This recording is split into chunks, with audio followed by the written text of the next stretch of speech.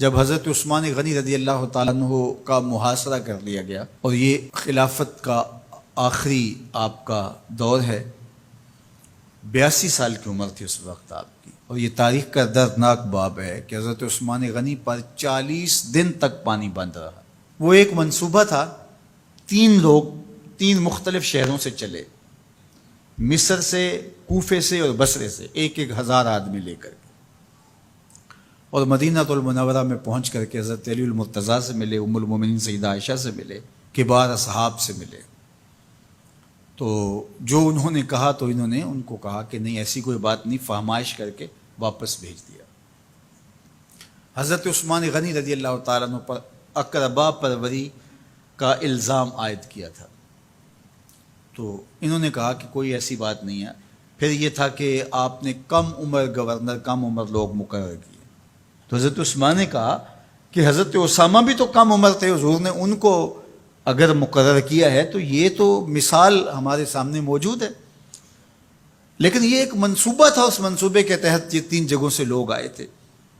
وہ 3 دن کی مسافت کے بعد پھر تینوں واپس آ گئے، تو یہ ایک سوالیہ نشان ہے کہ تینوں کیوں واپس آ گئے، کوئی ایک تو نہ آتا نا، تو یہ سب طے شدہ منصوبہ تھا۔ اور پھر انہوں نے مدینہ المنورہ کو گھیر لیا، اور جس طرح سے بلوائیوں نے حالات پیدا کر دیے، سید علی المرتضیٰ رضی اللہ تعالیٰ عنہ تو شہر مدینہ سے باہر تشریف لے گئے تھے، اور اپنے بیٹوں امام حسن اور امام حسین رضی اللہ تعالیٰ عنہ کو حضرت عثمان غنی کے دروازے پر مقرر کیا تھا کہ ان کو ضرر نہ پہنچنے دینا۔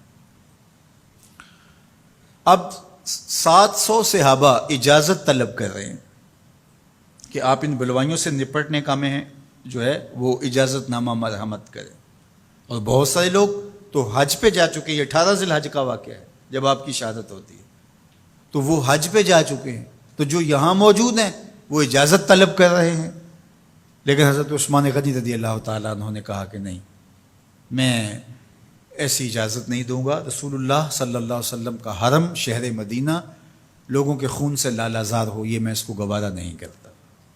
افواج موجود ہیں، اور دنیا کی تاریخ میں آپ کو ایسا نہیں ملے گا کہ اتنی بڑی حکومت کسی کے پاس ہو اور وہ خود گھیر لیا جائے اور اس کا پانی بھی بند ہو جائے، اور وہ حکم دے کہ نہیں، میرے لیے آپ ایک قطرہ بھی خون نہیں بہائیں گے۔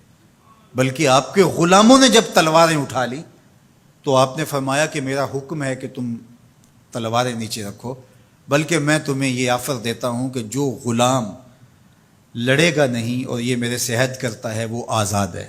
حضرت ابو ہریرہ رضی اللہ تعالیٰ عنہ، حالانکہ یہ پڑھنے پڑھانے والے لوگ تھے، تعلیم و تعلم سے ان کا تعلق تھا، لیکن وہ بھی تلوار لے کے حضرت عثمان غنی کے دفاع میں آ گئے، لیکن حضرت ابو ہریرہ رضی اللہ تعالیٰ عنہ کو بھی حضرت عثمان غنی روک دیتے۔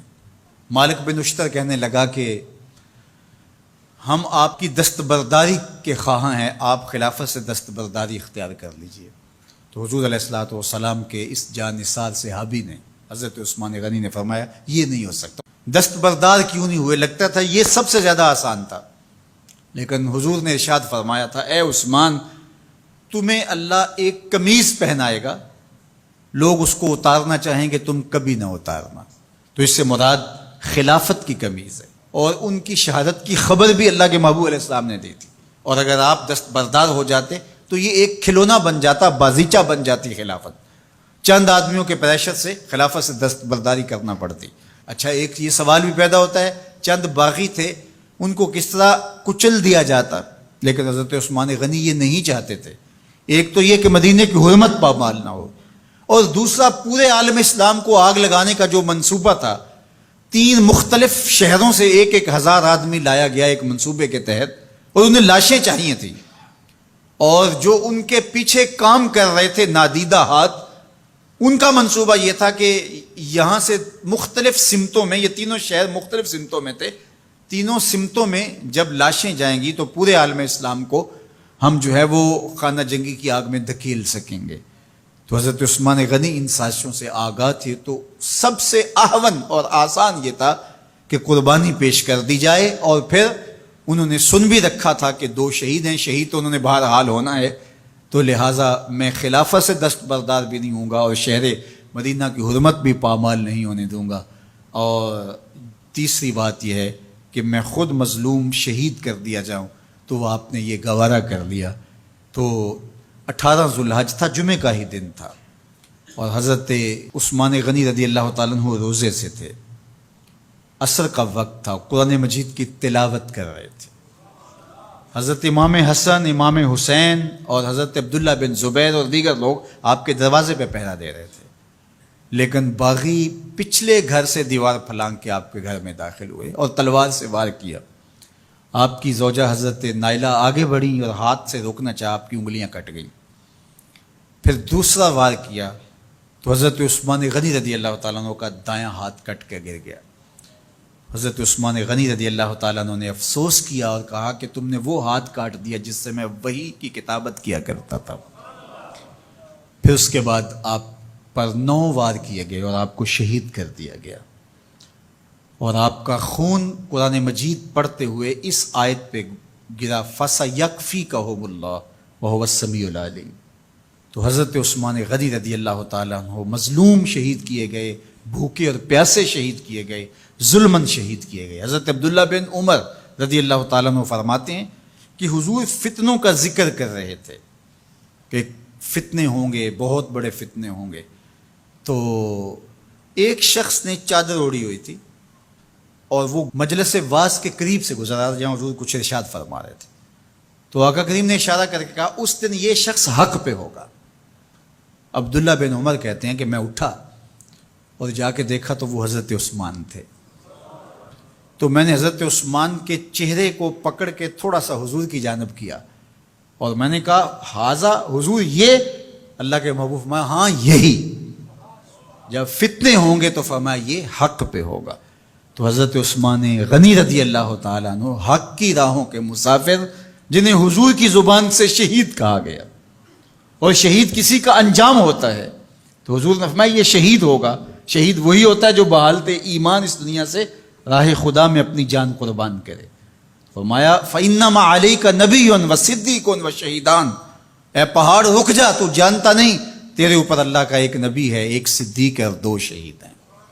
تو حضرت عثمان غنی رضی اللہ تعالیٰ عنہ عظمتوں کے مینار، اللہ اکبر۔ تو یہ حضرت عثمان غنی رضی اللہ تعالیٰ عنہ کا یہ کارنامہ تھا کہ آپ نے اپنی جان پیش کر کے امت کو جو ہے وہ فتنوں سے محفوظ کر لیا اور امت کو بچا لیا۔ حضرت عثمان غنی رضی اللہ تعالیٰ عنہ پہ کروڑوں رحمتیں، کروڑوں سلام۔ ہم آپ کی عظمت کو سلام پیش کرتے ہیں، عقیدتوں کا خراج پیش کرتے ہیں۔ حضور کی خدمت میں ایک جنازہ لایا گیا اور حضور سے عرض کی گئی حضور اس شخص کا جنازہ پڑھا دیجئے، تو حضور نے انکار کر دیا، کہا میں جنازہ نہیں پڑھاؤں گا۔ تو صحابہ نے عرض کیا یا رسول اللہ، کبھی ماضی میں ایسا نہیں ہوا، جب بھی کوئی جنازہ لایا جاتا ہے تو آپ جنازہ پڑھا دیتے ہیں اور آپ نے آج انکار کر دیا ہے؟ تو فرمایا یہ شخص میرے عثمان سے بغض رکھتا تھا اور اس کو اللہ نے بھی اپنی رحمتوں سے محروم کر دیا ہے۔ حضور نے اس شخص کا جنازہ نہیں پڑھایا جو مبغض عثمان غنی رضی اللہ تعالی عنہ۔ تو اب آپ اندازہ کیجئے وہ کتنا بدبخت شخص ہے جو حضرت عثمان سے بغض اور دشمنی رکھتا ہے۔ حضرت عثمان غنی رضی اللہ تعالی عنہ سے اللہ کے محبوب علیہ السلام نے کتنی خوبصورت ارشاد فرمائی، میں اس سے حیا کیوں نہ کروں جس سے اللہ کے فرشتے بھی حیا کرتے ہیں۔